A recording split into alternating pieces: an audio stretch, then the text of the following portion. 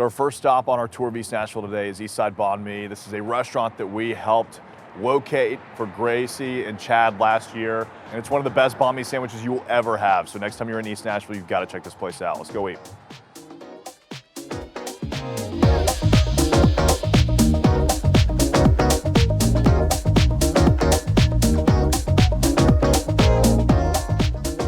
This location used to be Pepper Fire Hot Chicken. It was a hot chicken spot, I guess before the pandemic when we leased it.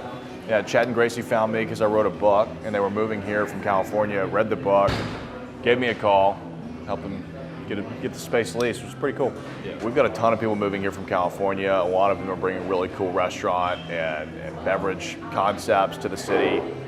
For the last few years, Nashville has had an absolutely booming food and beverage industry here, so it's pretty exciting to be a part of. We're sitting here with Chad Newton, one of the owners of Eastside Banh, alongside his wife, Gracie, and wanted to dive in and pick his brain about why he decided to choose East Nashville as well, because it's obviously my favorite side of town, and it's become one of his favorite sides of town too, so let's dive on in. Was Nashville a natural choice for you? I mean, did you have any other cities on your radar when you were looking to move out of California? Sure, so we knew we kind of wanted to be in the South. That was like the first thing. Okay. And we took a trip to Charleston maybe like 4 or 5 years ago now, and absolutely it's a great city. Yeah, we had such a good time there, and really just loved the pace, the people, the food, of course, and just the kind of the way of life. As we started to travel through the South more and more, and the more we started loving it. We started taking, I think I did like a business trip here a couple years ago for a fast casual convention or something. Back when I did that corporate stuff. You know, way back in the day. Yeah, I really enjoyed our trip here, business trip here, and just started wanting to come back. Because the more I visited, the more I just grew on me, and I was like, this is it. Nashville has so many layers. It does, and that was what's so cool about it. So yeah, I think we always kind of wanted to be in the South, and then that transformed really quickly to we want to be in Nashville. Yeah. And then once I took Gracie here a couple of times, she was blown away. And I was like, wow, for her to be blown away is a little tougher. So if she loves it as well, then this is the right spot. Well, it's cool, right? Because Nashville has such a burgeoning food scene that it never used to have. Right. I mean, I remember back in high school, it was a big deal that we got a Chipotle. Right. Like people were standing out in line for Chipotle to open up, and that was the coolest thing that ever happened. Yeah. And now we've got all of these chef-driven concepts that are coming to the city, and just every single one of them is mind-boggling, and it just opens up, the ideas of what can actually be done with a restaurant. So it's pretty cool to see that.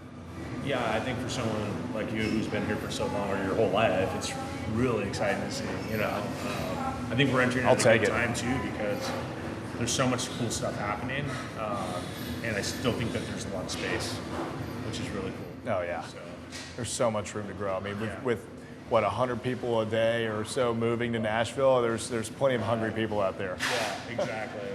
That's good for all of us restaurant folks. That's right. Yeah. That's right. Chad, thanks for joining us, man. Next time you're in East Nashville, check out Eastside Banh. It's hands down my favorite sandwich that I've ever had. We'll see you guys there.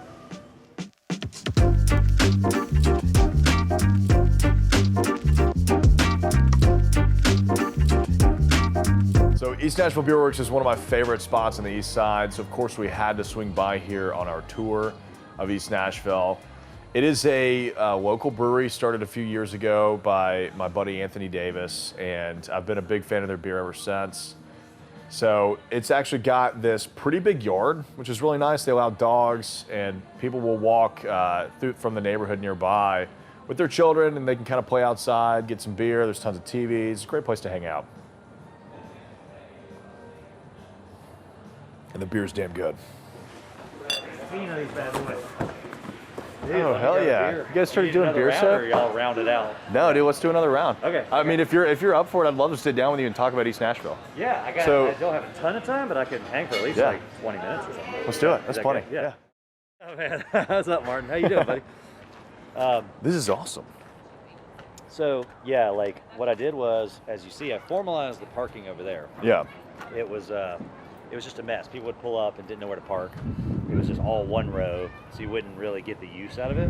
So all we did was gravel and some railroad ties and stuff, and got that all lined up.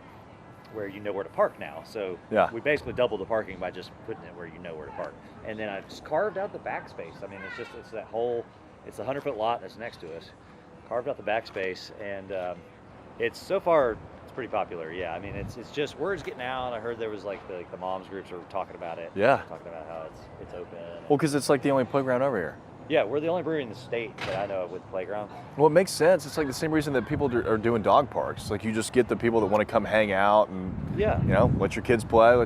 While you have a few and have some pizza and let keep your kids entertained, like something that they can really do. Yeah. So and then just added a bunch of seating. We got some really good seating, and there's even like a chill spot, and we have lighting over here in the seating. The music comes over here too, so you hear the music. And this is brilliant, man. This is going to do so well in the summer. And built a Tiki Bar too. Yeah. So we got the top 8 taps over here.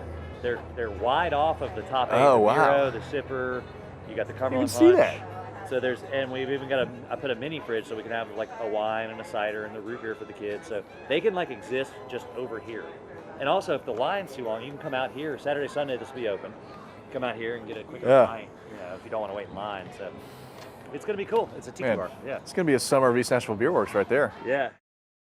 Well, do you want to see the brew house too, or you yeah, just want to? Yeah, let's check out the brew house. Yeah, cool. So do you brew every one of your beers here? Yes, so we do. We brew our own beer. Yeah, we have a 15-barrel system, 15-barrel brew house. So we brew about 30 kegs at a time. And yeah, I mean it's this is sort of your brew system side over here, where all the magic happens. So you have a different brew going on in each one of these vats? Yeah, so you brew it here and then you push it over here to the fermenters where the fermentation happens. We have 4 15-barrel fermenters, and then we have 2 of these big guys. These are 30-barrel fermenters, so you put 2 batches in one of these. Okay. So then you got about 60 kegs worth of beer in there. You got about 30 kegs worth of beer in here. You started off homebrewing, didn't you? I was not a home brewer. Okay. Actually, I'm not a brewer. I just was passionate about craft beer. So, there you go. I started the company with a brewer, and I've since worked with other brewers. But yeah, I love how all of your beers, one, have clever names. Yeah. Like that's, I mean, on the nose. But 2, they all have their own like badge. Do you design that? I didn't, but one of my former designers actually created our initial branding with the badge, the hexagon shape, East Nashville Beardworks, and then all the brands that would kind of flow into that. Yeah. I know you got to run. Do you have a minute to sit down and talk about East Nashville? Yeah, sure. Yeah. Let's do it. Just East Nashville in general. Yeah. Just like why East Nashville? Why you picked East Nashville? What sure. you're doing over here? Yeah. You want to sit on the patio or something? Yeah. Let's go do it. Why East Nashville? I mean, you threw it in the name. Yeah. So obviously you're a hardcore believer on this side of town. Why East Nashville? I was all in on East Nashville. I mean, the reason it is in the name is I really wanted to plant a flag as the neighborhood brewery. Yeah. There were others, Southern Grist and Smith & Lens were in planning at the same time as us. And I knew other people were coming here. And that was great. I was really excited about that too. But our thing was, I want to name it after the neighborhood. People knew me as being a council member, being a leader in the neighborhood at the time. And I just thought, boy, it'd be really great to go all in and name it something after East Nashville. It was going to be East Nashville Brewing Company. There was already like a Nashville Brewing Company name out there somewhere. Oh, yeah. They weren't open yet, but it was like Blackstone. But they had it like reserved. Yeah, Blackstone had owned that name, and so the Beardworks was kind of like, and then also to not be Brewworks because you had Tennessee Brewworks, so I kind of just changed the nomenclature a little bit, but East Nashville Beardworks came out of that. Like with the brewery, you're creating a community spot, but you're also a district councilman, so you're out here fighting every day to make East Nashville that much better. Like that's former, which like is kind of a thank God moment for you. Yeah, it's still recent, but every day gets a little further away. Yeah. So every day I wake up trying to tie into the community. Our slogan here is beer is community because of that. Yeah. Which and that's all about like what can we do today to tie in. Like whether it's we did a collab with East Nasty on a beer. Yeah. Yeah. We did a beer with Gatorade and sea salt for them. We've done. That's brilliant. Like an electrolyte beer. Yeah, we did. That's really cool. It was an electrolyte beer. We just ran out of it finally, but it was a really solid Kolsch with a tie-in to running like a post-running beer. Just tie into the community in every aspect you possibly can, and the district council really is, I guess, why and how that I was set up to want to do that, because you just see at such a ground granular level, the neighborhood and the functionality of government, but also people's lives and everything else, and organizations and community and businesses and how it all ties together. So that all just to circle the wagons like the Buffalo Bills. That circle, the beers community thing is all those things combined, and the council job sort of led to that, and it also led to just all kinds of people thinking of me to maybe have their group here, and so that just perpetuated it even more. Yeah. Why do you think East Nashville is so cool? And maybe cool is not the right word, but why do you think East Nashville is so magnetic? Cool. It is cool. It is cool, but we don't want to call it cool. It's uncool to call it cool. Right. You don't want to be too cool, because then you're just too developed or whatever. But it's magnetic because of, I feel like, the close-knit community is what makes it magnetic. In a different way than your 12 South and some of the other neighborhoods that I know you do stuff in, but I know you focus on East Nashville. But it's more magnetic because of the close-knit community. Anthony Davis, family man, community man, proprietor of local beers.